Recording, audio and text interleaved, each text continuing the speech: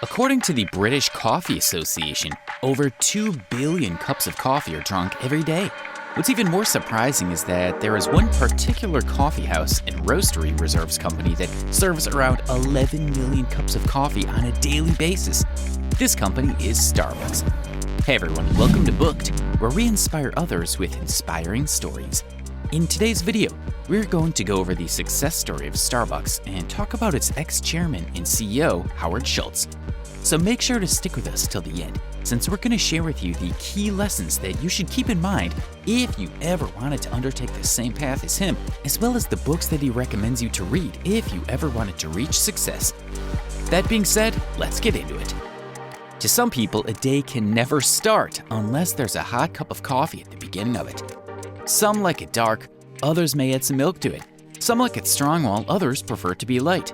But one thing is sure, they all agree that it needs to be present on their desk or table so that they can switch on to active mode.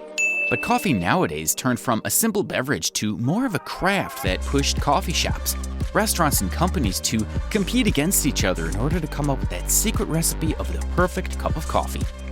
This allowed for the birth of many giants such as Nescafe, Peet's, McCafe, and without forgetting the all-star Starbucks. So what's the story of this corporate giant? Humble beginnings. 8 years after the end of World War II, on the 19th of July, Howard D. Schultz was born to Fred and Elaine Schultz in Brooklyn, New York. Although he came from a relatively poor family, Howard managed to graduate from Carnegie High School, get to Northern Michigan University for 4 years, and got a BA in communications. It should be noted that Howard worked as a bartender, took out loans, and even had to sell his blood so that he could pay for school. After getting his degree, he decided to stay in Michigan and work at a ski lodge. Then he went to New York to work at Xerox and later switched to Harmoplast. It was only at a later stage that Howard would get to know Starbucks and be part of it. If that's the case, then who founded it? Starbucks was originally founded by Gordon Bowker and two of his friends, Jerry Baldwin and Zev Siegel. Gordon was traveling in Europe and was trying different European meals and beverages, but it was when he tasted a cup of cappuccino in Rome that he knew that Americans were missing out on something, the real coffee flavor. After coming back to the US, Gordon decided to follow his passion and took on different initiatives before opening a coffee shop in Seattle. While Starbucks was getting on its feet, Howard was still struggling with life in order to afford the lifestyle that he wanted. But after joining Hammerplast, Howard turned from a survivor type of person into a conqueror with ambitions to have a fulfilling life, especially after noticing that a particular retailer was asking for an unusual amount of orders on coffee drip makers. It was Starbucks. Time to gear up. Intrigued by Starbucks' order, Howard decided to pay a visit to them at Pike Place Market. There, he found that the store only offered coffee beans, which is something completely different from today's Starbucks. So how did this switch occur? What made Starbucks take such a turn? After all, selling coffee beans and serving coffee are two different things, right? Before answering that, let's take a look at the number of events first. Starbucks was offering coffee samples, and as you may have expected, Howard decided to get one. And from the very first sip, he knew that something was different about this particular coffee. So Howard contacted Jerry Baldwin and asked him if he could join the trio. Jerry liked the idea, but his friends were not cool with it at first. Still, he managed to get into Starbucks, and in only 1 year, he was sent to Milan, Italy, to attend an international houseware show. And it was there that the fate of Starbucks was about to change, but not as you may expect.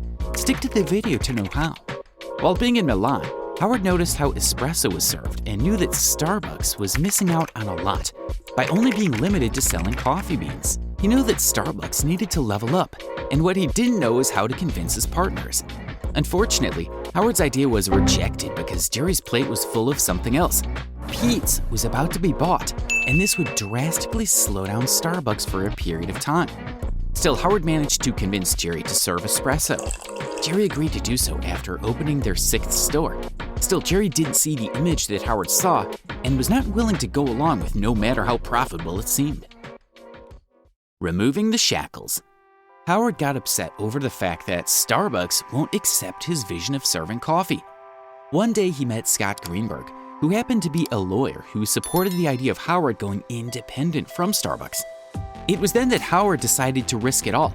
and see whether his idea is worth it or not. So in 1985, Howard left Starbucks and decided to found his own company, Il Gornal. And surprisingly, he received great support from his previous partners, Jerry and Gordon. Howard faced some hard times in raising the money to get his business on the road as he needed. But in the end of the first quarter of April 1986, Howard managed to open his first Il Gornal. Il Gornal was not the best coffee shop at first, since there were lots of flaws in the way coffee was presented there. Still, sales were increasing, and no one can deny that Howard went through some hard times of uncertainty. But it was in 1987 that Howard was faced with that one decision that he had to make, and that would change his life forever. Gordon and Jerry decided to sell Starbucks, and Howard knew he couldn't miss this chance. The problem is, Howard needed to get $3.8 million. But Howard needed to act fast since one of his investors was willing to get there first, and to Howard, this was bad news.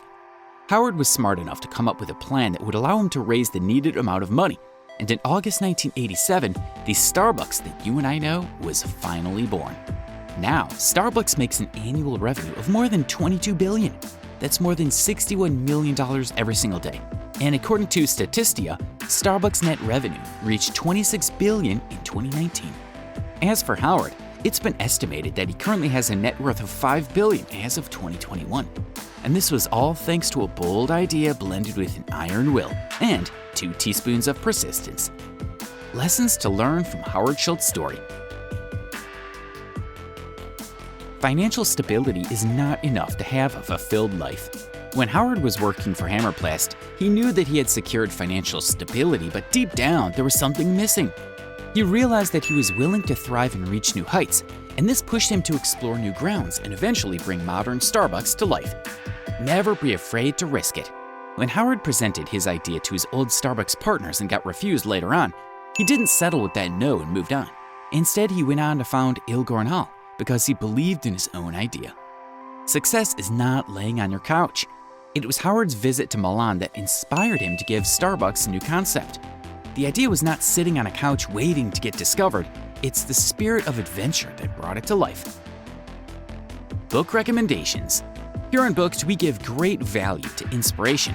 But if there's one thing that we value more than simply inspiring people, then it's providing them with the necessary tools to help them thrive and succeed, one of which is books. And what follows is a number of books that Howard himself recommends to everyone who desires to achieve the same level of success as his.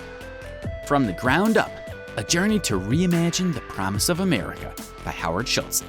Written by the ex-chairman and CEO of Starbucks himself, this book brings to the world some of the secrets that were never shared before and tells the story of how Howard Schultz managed to become the exceptional member of his family and bring to life the new concept of the multi-million-dollar company Starbucks. This book is definitely a must-read for everyone who is willing to defy odds and go against the current. Pour your hearts into it. How Starbucks Built a Company One Cup at a Time by Howard Schultz.